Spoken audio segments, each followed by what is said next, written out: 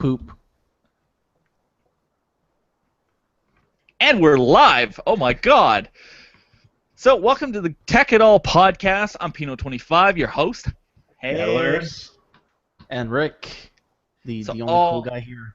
No, your sexy voice, Rick. Give it sexy. Sexy voice. There I'm you gonna go. Stick it up your pooper when you're not All looking. right, there we go. We've gone far enough.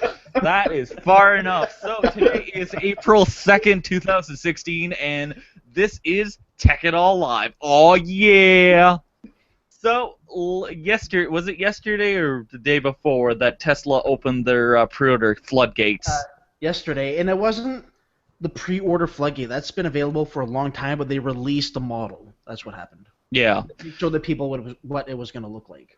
And then people flocked to the frickin' Tesla stores to start putting their money down to get, the chance to get a Model 3 when it comes out in like 2 years from now. So, and up to this moment right now, Tesla already has 250,000 confirmed models for pre-order, which is amazing. That's insane. It really is insane.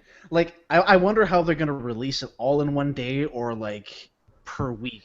I don't know, because they're going to have to build so many vehicles that's just one day. People are still going to pre-order within the next year and a bit. Yeah. It would be pretty amazing, though, just all of a sudden all you see around are Teslas. Yeah, I'm pretty sure what they're going to start doing is just start hammering out the manufacturing lines, and a lot of them won't even go to dealers. They're just going to go straight to transport trucks that take them to the general area.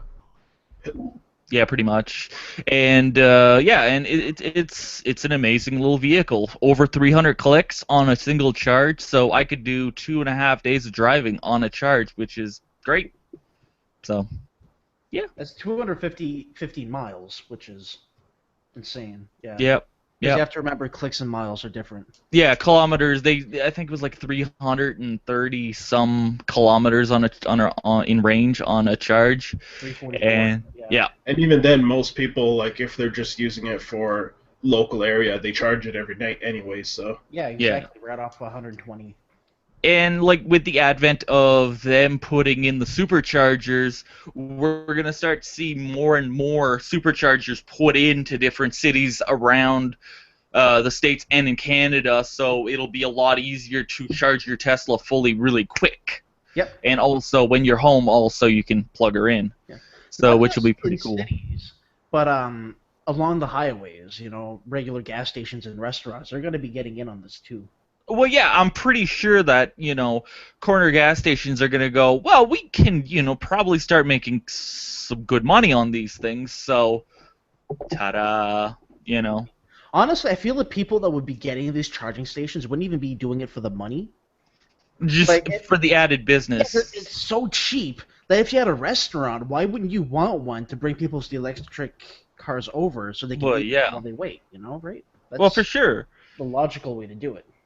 And also, if you look at the Model 3 is a very affordable frickin' electric car compared to the Model S, which was over 100,000. Yeah. Because the Model S was essentially like buying a Nissan GTR. So the Model 3's, a low end, but still buying a GTR. Yeah.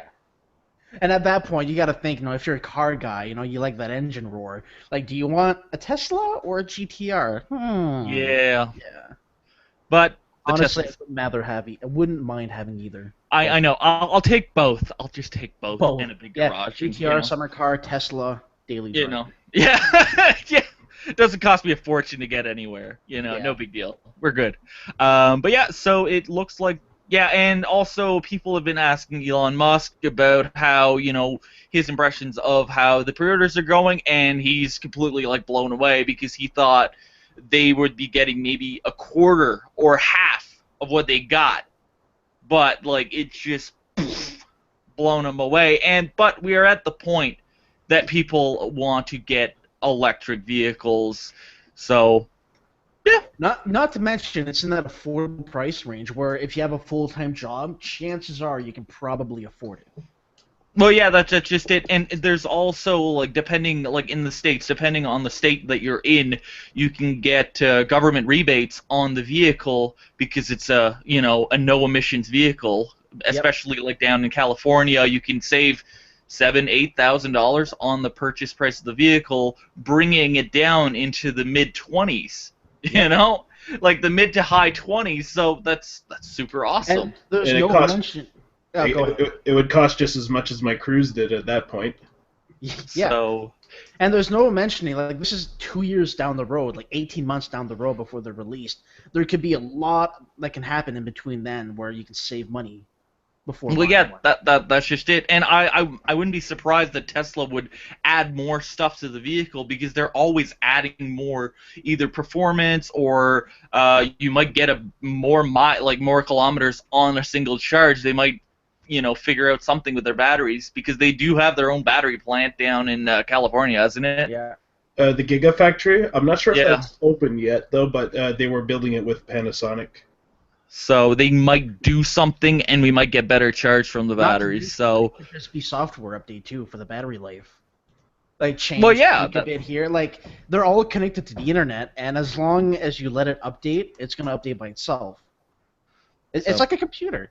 I love the Tesla. Yeah. Well, I've got a small erection right now. Essentially, the Tesla is the smartphone revolution. Essentially, because they got rid of all. Go ahead. I'm sorry. Well, they essentially got rid of all the knobs and buttons in your car. You essentially just have a big old honking touchscreen, and there's one big power button. So voila, smartphone. Yep. You know what I like about the Tesla? What? It combines both of my worlds together: technology and motoring. Yeah. Yeah, it's great. It's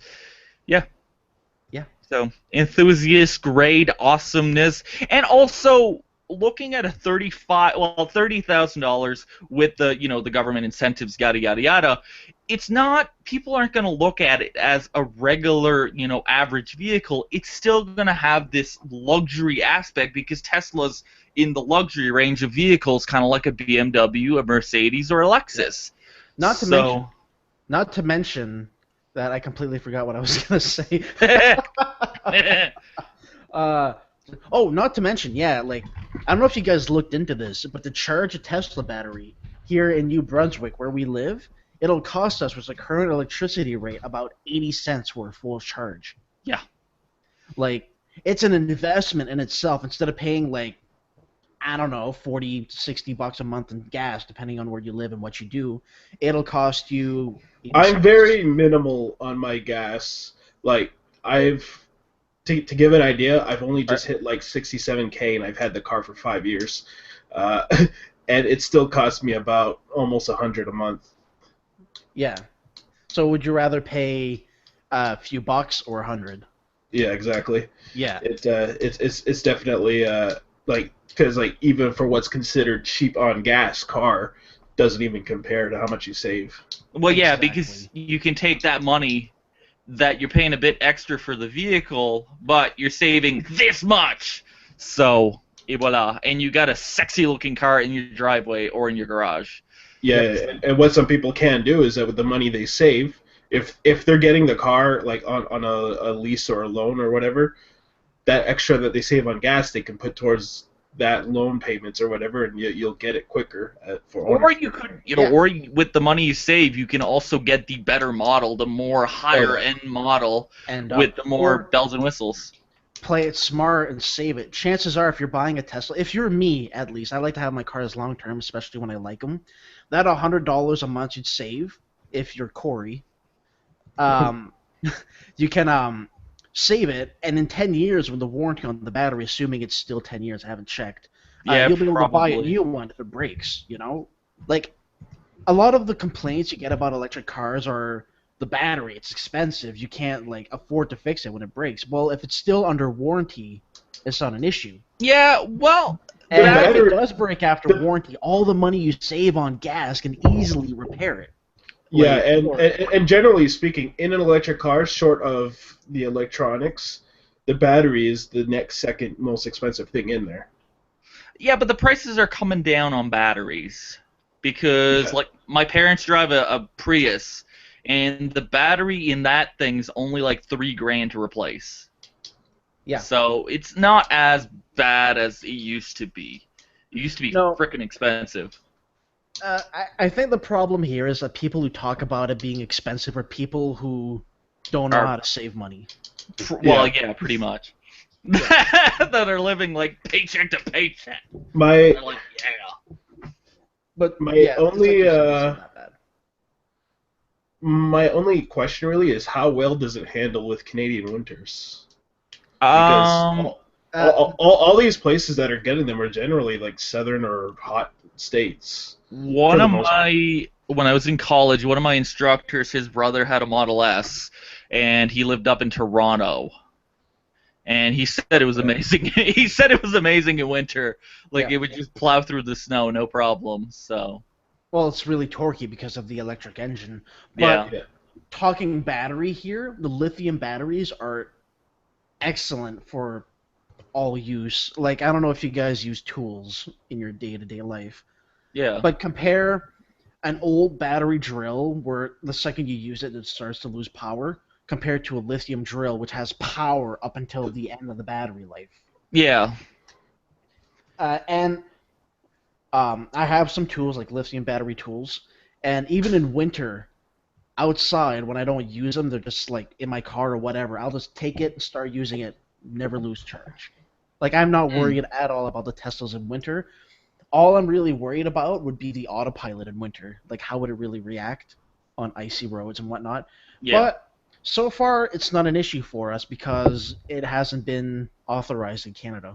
Like, we don't have autopilot here in Canada. Well, yeah, all they'll probably do will be a firmware update of, we can enable it now. Essentially, yeah, when it does become legal. Yeah. Honestly, I don't really think I'd ever use it in Canada. Our roads would just suck. Like, even if they set it to avoid potholes, how well would it God! Would it just swerve hard or go right through them? You know what I mean? You'd either hit the pothole right in the middle, or you take someone out, or you take the ditch. Yeah. It's one of those three. I like the idea of the autopilot, but if I ever do get a Tesla, there's no autopilot. I'm never going to use it. No, well, it's like me and frickin' cruise control. I never use cruise control in anything. I'm like, I need the, gauge my speed.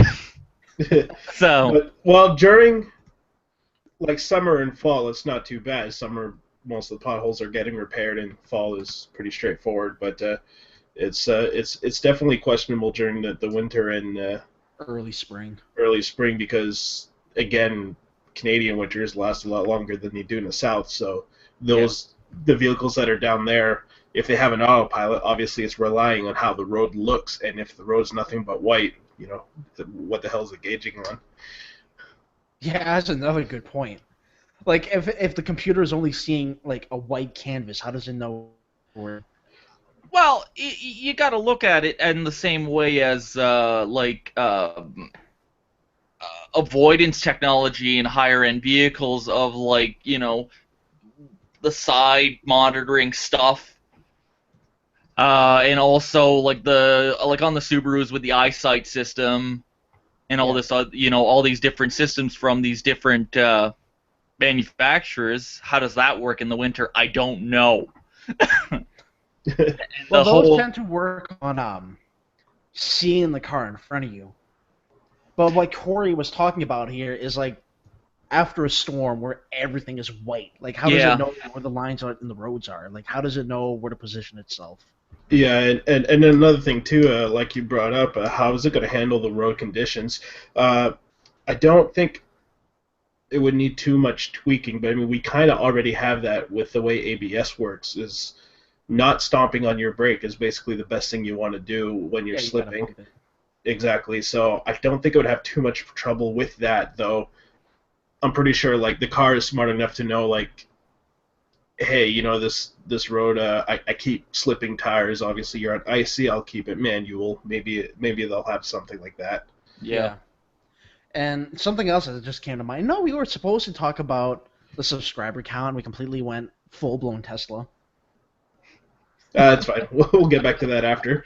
What was I gonna say? Oh, right. I don't know if you guys seen the videos of the autopilot. How it stops really sudden when it gets close to it. Only when it's sure there's gonna be an accident. In winter, what happens when that happens? But it hits the brakes on ice. Yeah, I don't know. It would have to detect a lot further, so that's why the Canadian government hasn't really authorized too much of that because our conditions are different from American conditions for the most part. So it's they'll probably have to work hand in hand with Tesla to develop the Canadian system. Yeah. But I would also see northern states also have this deal, kind of like in Minnesota and Colorado and places that they have a crap load of snow also, and Maine and Massachusetts and all these different places. So they'll have to develop systems for them also. So they'll probably spring it across the border. So we'll see what happens.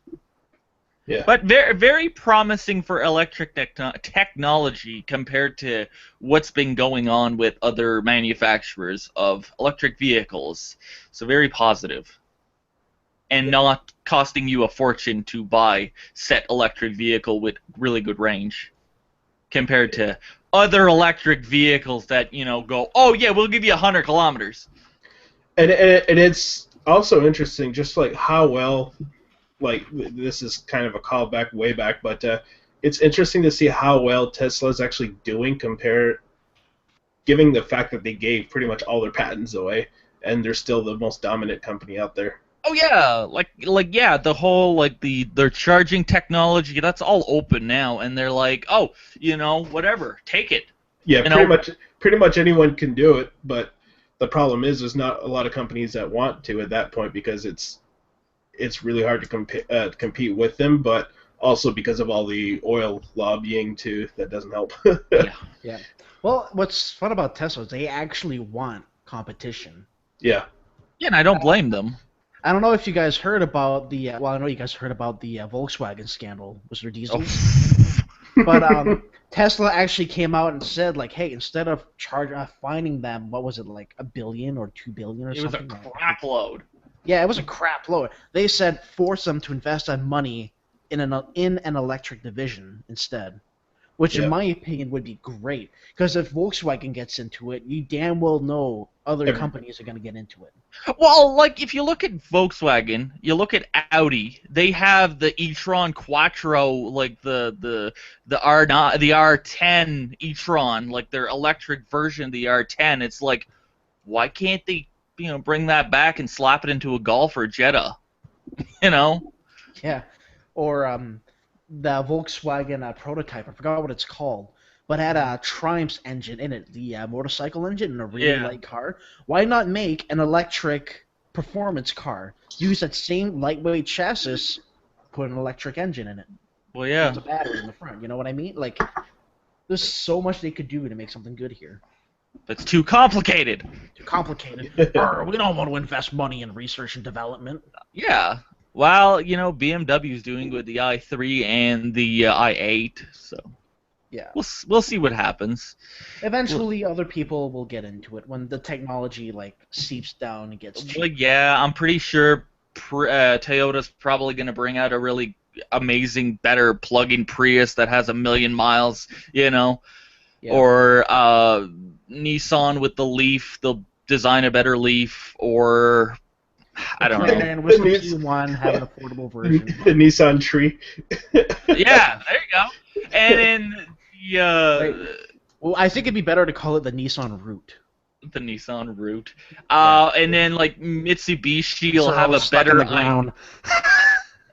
Mitsubishi will have a better IQ, and what else? Who else? Yeah. Yeah. And the Bolt from Chev is looking decently interesting also. Chev. I don't think I'd ever buy an electric American car. No, but I'll go buy me a Dodge, electric Dodge there. Electric Dodge. That's a really fancy electric razor you got under the hood. Yeah. It's a Chrysler. It's got 9-speed automatic transmission. Yeah. Automatic. Yeah, I hate those transmissions. Oh, they're ridiculous. Yeah. Like, I hear a lot of people talk about, like, the 8 and 9 and 12 speed. Well, it's probably shifting all the time. Well, it really is. Not to mention it takes off in, like, 5th gear. But they always talk about how they get great mileage and automatics get better mileage than manuals now. But no, they don't. The only ones that do are the like $50,000 models that have the fancy transmission. Take like an automatic Corolla with like a 4-speed overdrive. It still gets shit mileage compared to a manual transmission in the same car. And that's something people need to realize when they open their filthy mouths. I'm sorry. You took that one personally. Well, I do. So many people tell me just get an automatic, get better mileage now, but no, they don't fucking get better mileage when you get the same car with an automatic transmission. Like, I don't have 50 grand to spend on an automatic car. Like, people don't understand that. What? You're not buying a Beamer or something? Come on. Not to mention the cheap cars that do have like better mileage in an automatic than the manual version have this what's it called? It's like the hydrostatic transmission. It's like 2 gear. It's like a pulley in a belt, essentially. Oh, CVT. Like in the. Is that CVT? Yes, continuous. All right, yeah. Continuous variable transmission. There you go. Yeah, there you go. Like, I don't keep up with automatic shit, but they're shit because you have to maintain them every 40,000 kilometers. And if you don't, they might just like the belt might snap or other various things, which doesn't make them cheaper when you have to bring them into the shop to tune up. You know what I mean? Yeah. So that's just it. But yeah. Yeah. Oh, it's cheaper on gas. Let me just go to the mechanic and spend $400. So. Yeah. But that's the way she goes. And we just lost Corey. So I guess it's a good time to do the sponsor. Yes. All right. So yeah, that's our whole deal with Tesla. I'm intrigued to see what happens. So I'm back. All right. So we're doing sponsors right now. So Tesla is done, and so HostGator. Do you know who's awesome? HostGator's awesome because HostGator is the leading provider of shared reseller, VPS, and dedicated hosting solution. Their award-winning support is available 24/7, 365 days a year via the phone, email, live chat, and other means. If you need to get a hold of them, you could probably send them a letter in the mail. Discover why 9 million websites trust HostGator every single day of the year. Can't go wrong with that. Sign up. If you sign up for a brand new hosting package right now or in the next little bit, you can use our coupon code GameItAll and receive 25% off your first hosting plan, which is cool. And you know what the best part about HostGator is? If you go to our website, GameItAll.com, they're hosting us right now. So if that goes down, that our website don't go down. So, well, if Luke don't pay the bills, it goes down. But that's how it goes. Hasn't been an issue so far. The lights have stayed on. So if you want a good deal, go to HostGator, punch in GameItAll when you're doing your checkout, and you'll save 25%. Can't go wrong with saving 25%. So awesome. Go check it out. HostGator, probably.com. All right, so today is April 2nd, and yesterday was April Fool's Day. There's always shit going around the internet, so do not believe anything that is written on the internet on April 1st because it's probably BS, and there was many, many incidents of BS. Probably the one that pissed off the most people was Google. What? Yeah, with the mic drop. Yeah. But speaking of yesterday, April 1st, I swear to God, this was not an April Fool's joke, and I love this idea, but the MSI modular motherboard. I mean, I'm really stoked. I want that to happen. I know, but it was MSI's thing. Wait, was it really? Yes, it was an April Fool's joke. Oh no! Yeah, but I thought it was cool. Like really... modular motherboard would be amazing. I could be like, I want this many ports. I want it to be micro ATX, mini IGX. I want it to be full ATX or extended ATX with 1 million freaking PCI Express slots. Yeah. I want. You know what else would be really cool? To be able to, if this ever happens, which probably won't. But what? If they have like the modular SSD slots, you know what I mean? No. No, like it's where you have the SSD directly on the motherboard because it's modular and you can just like clip it on. So like an M.2? Yeah. Yeah, they got that right now. Yeah. If you buy like some boards, they have the M.2 port either on top of the motherboard or underneath that you could just plop it in, so you can get like a 512 gig SSD. I think you can get a 512. No, I'm not gonna lie, I completely forgot those existed. Yeah, they're so you're like M.2, and I was like, God damn it, Rick. Like they are some sexy storage. Like it's you get like a really big fucking one of the M.2s and plug her in, put your OS on it, ta-da, you're good to go. And they're so much faster than running through an SSD because there's no cables, there's no nothing. It's direct input. So cool. But yes, modular motherboards would be amazing. It'd be a lot more versatility and a lot more awesomeness. So, but MSI, sad. That's all I can say. Who else was there? There was NVIDIA. They decided to bring out a line of energy drinks called the GTX energy drinks. And if you bought a 4-pack, you'd get a quad SLI box of energy drinks. Would be super sweet. So you should just drink all 4, and you'd just be like, rah! And then you'd probably have a heart attack. NVIDIA one reminds me of the whole like Gamer Gear thing like 5 years ago. Yeah. But like the whole air for gaming computers.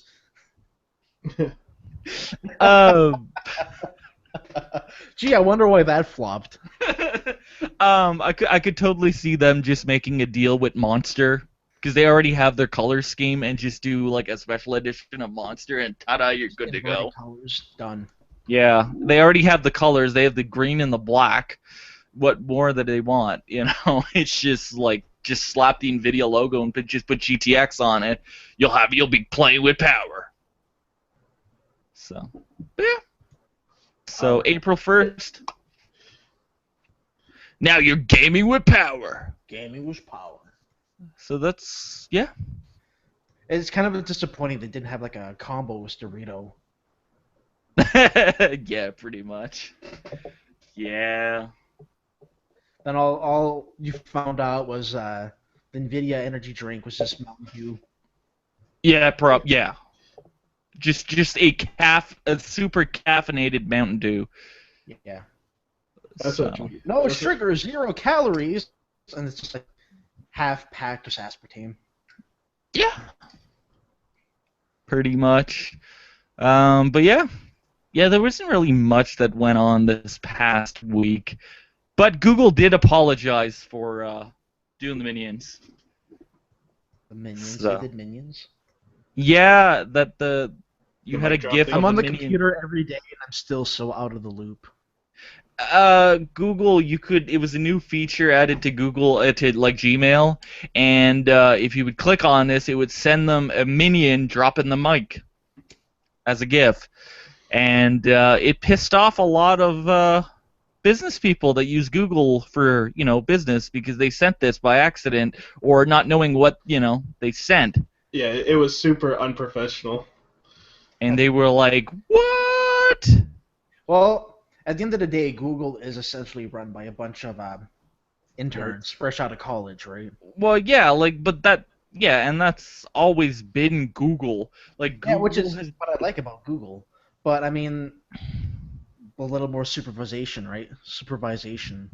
I mean, yeah. I'm sure. Like, I'm sure those offices are like. Yeah, I mean, I don't blame it. It was kind of funny in concept. It's just they didn't think that many businesses actually use Gmail. I guess I'm guessing like what they expect. They still use Hotmail. Yeah, but there's ads on the side of Google that says use Google for work. It's like, well, duh. People are probably using Gmail. Like, not everyone can afford an Exchange server and, get the Microsoft Outlook and all this fancy-ass crap. Because that shit costs money. Wait, Outlook costs money? Well, to have a private Exchange server, it does, because you got to buy the hardware, the server bundle itself. Oh, yeah, you need to buy a box that's running server, and then you need to buy Microsoft Exchange and the whole Office suite for your thing, and then you need a bunch of licenses for all the different PCs in the office. And Microsoft, here's my wallet.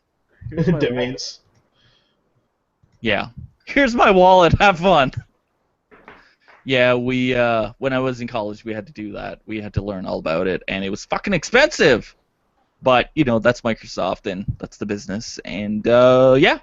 Oh, awesome fact that I read something on the interwebs. The most popular operating system on Steam right now is Windows 10. Oh, it finally beat out 7? Yep, it is at like 32 or 30-some% on the acceptance scale, which is crazy. Yeah, because Windows 7 had the lead pretty much since it came out. Well, yeah, Windows 7 was a tank of an operating system, but after being out like 9 months, Windows 10 has surpassed it, and yeah. Cool. And looking at my house, I have 3 machines running Windows 10, and I have 1 more still running Windows 7. So, and then 2 more running other operating systems that I'm not going to speak about. Apple. Oh no. OS X. I still haven't updated to Windows 10. It's on my to-do list, but I haven't done it yet. Well, your time is kind of ticking. It's only free till June, and then after that, you got to pay for it. Yeah, it's not even free though. If you have a pirated version, you don't get a code. Yes, you do. I've done it. Because it's not working for me. When it tells me I have a pirated version, and then I'm gonna have a trial version of Windows 10. I guess it doesn't. I think it depends on what type of pirated version you got, because I have the not on this computer. Like the computer I do my productive work on is a legit Windows. I bought it as a Windows 8, and I've been upgrading from there, so it's all pro and everything. But I had a program under the banner Xdark for Windows 7, and I used that as my test bench if I wanted to test parts and stuff.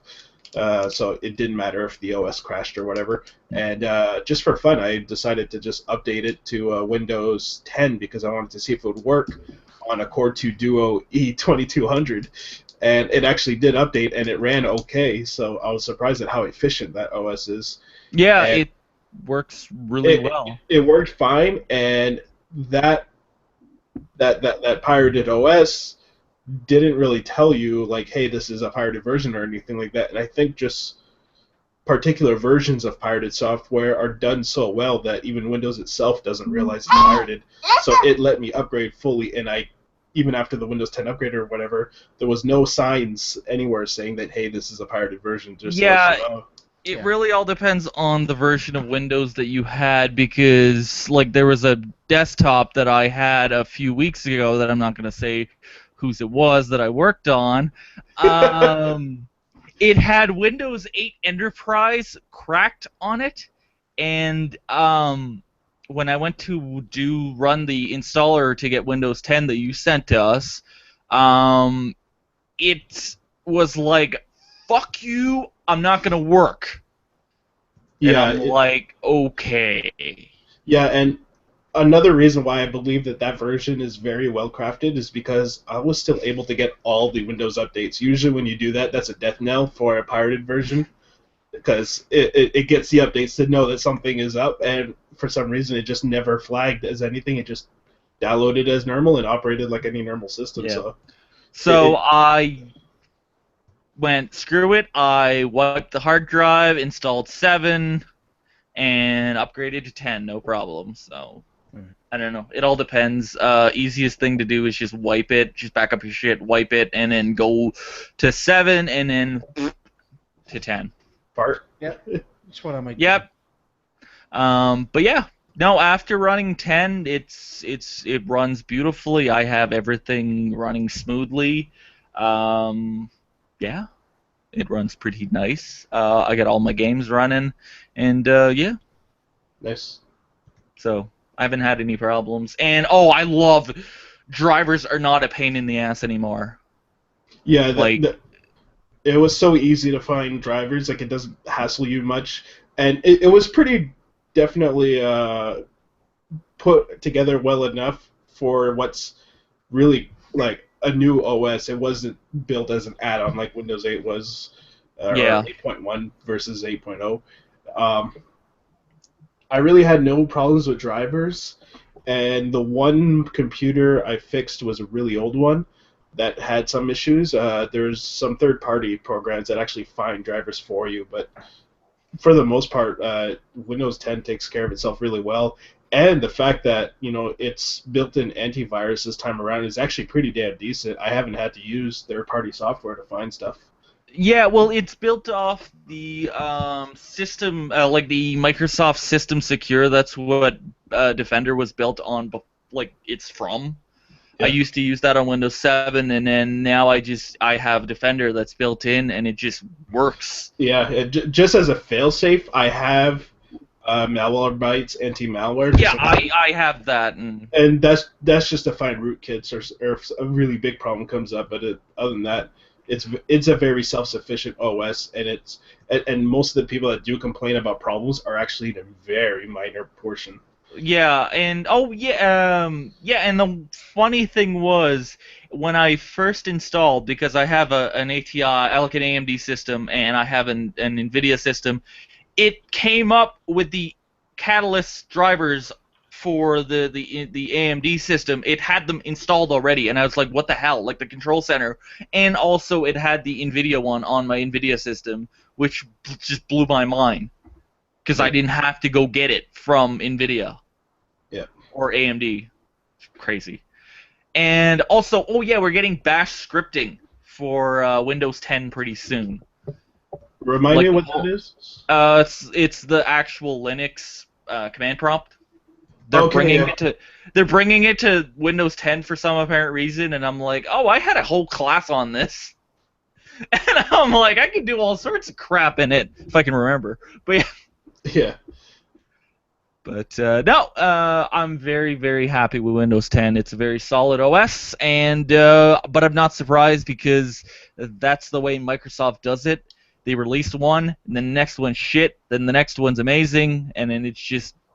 Well, a large portion of that is because of the guy that was in charge prior. He did some good things when he first got taken over. Let me try this again.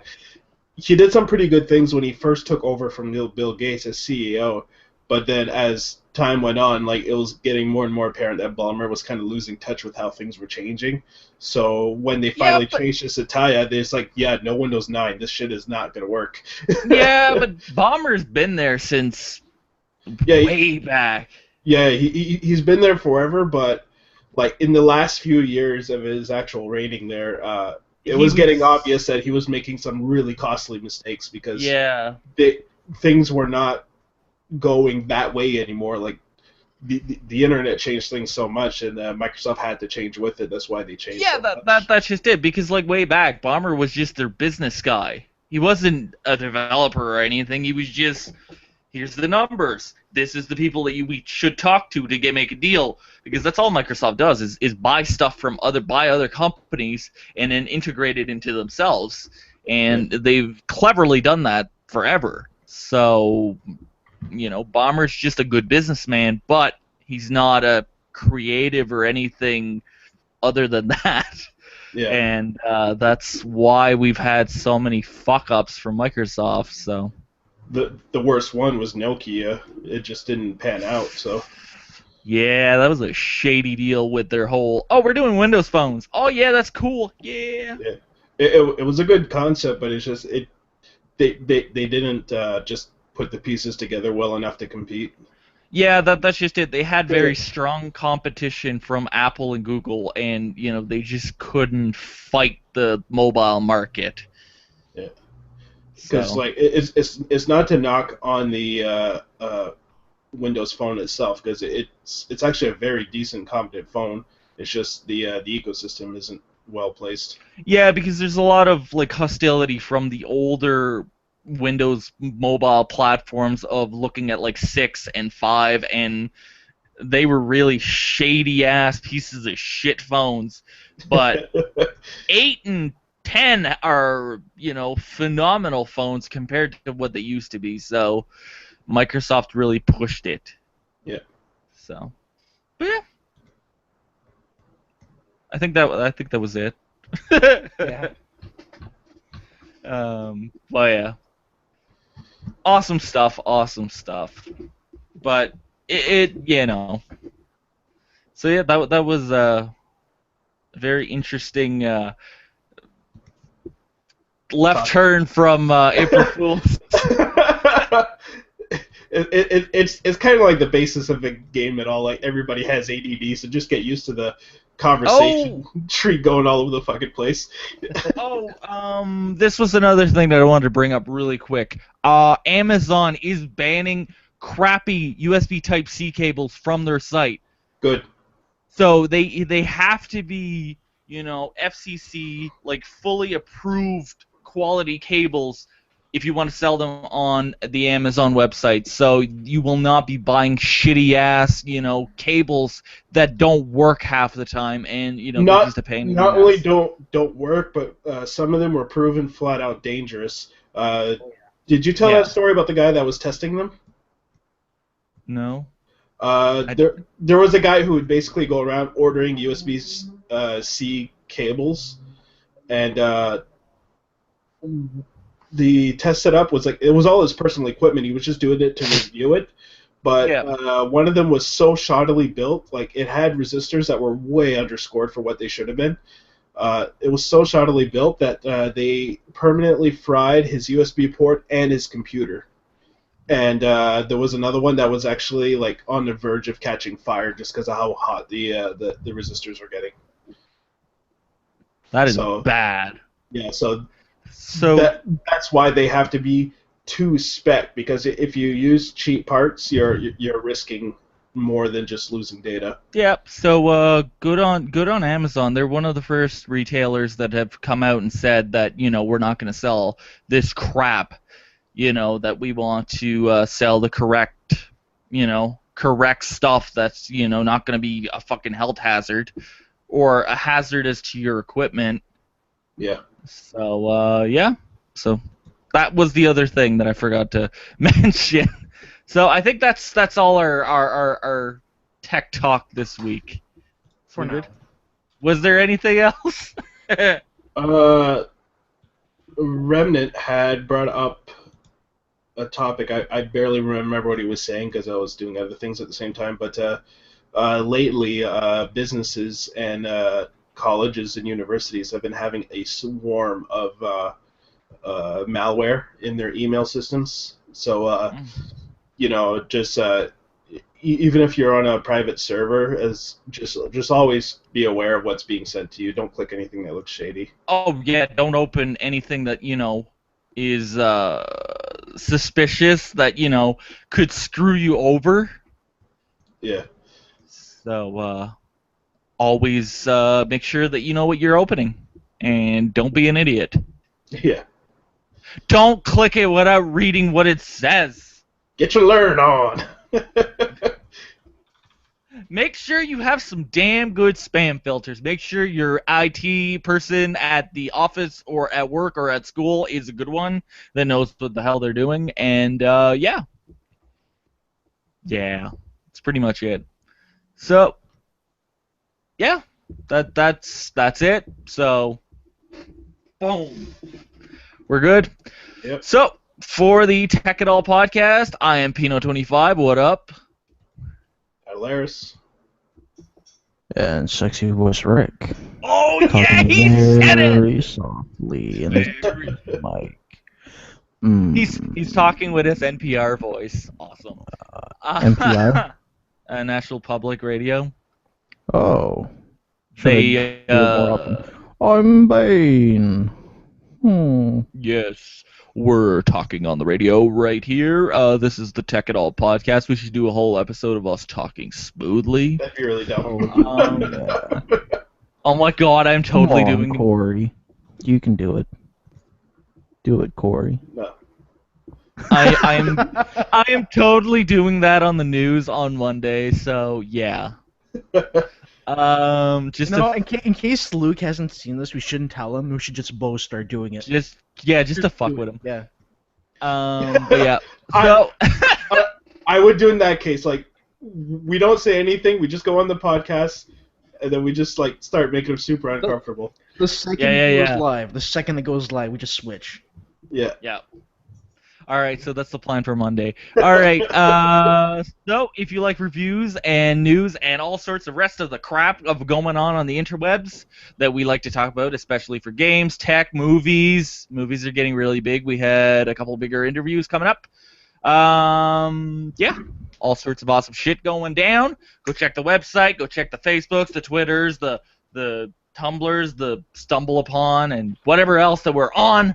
The Stumblers. And the Stumbler, we're combining stuff together because, it's the internet and the hipsters and the kids these days.